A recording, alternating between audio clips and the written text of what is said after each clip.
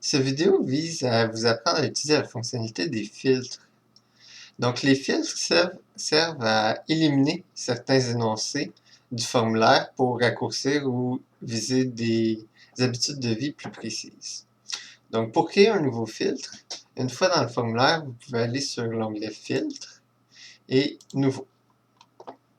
Ici, vous voyez l'ensemble des habitudes de vie du formulaire.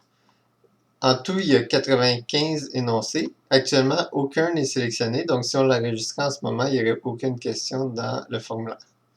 On peut sélectionner l'ensemble des énoncés ici, donc on vient de passer à 95. Puis là, par exemple, si on désire enlever la moitié des énoncés dans l'onglet Communication, on a simplement à décocher les énoncés qu'on ne désire pas avoir dans le formulaire. Puis par exemple, si on désire enlever une catégorie complète, on peut aussi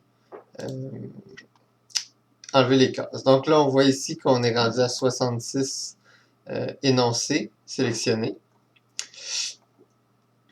Donc, disons qu'on est satisfait avec ce travail-là. On peut le soumettre à notre organisation. Donc, le superviseur en charge de votre profil va pouvoir approuver le filtre et le transmettre aux autres utilisateurs de votre organisation. Mais disons qu'on ne désire pas le soumettre à l'organisation, on peut l'enregistrer.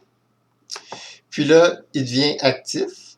Donc, ici, on voit qu'il y a la moitié des énoncés de communication qui ont disparu. On n'est plus que 4 énoncés. Si on passe à la section suivante, et si on me dit que je n'ai pas complété ma section, mais je veux quand même passer à la suivante, la prochaine section est vide.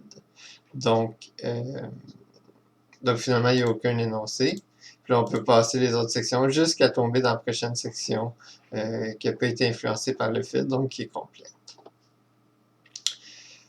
Si vous désirez arrêter d'utiliser le filtre, vous pouvez tout simplement faire fermer. Puis là, le filtre ne sera plus actif. Donc, on voit que la section précédente est réapparue.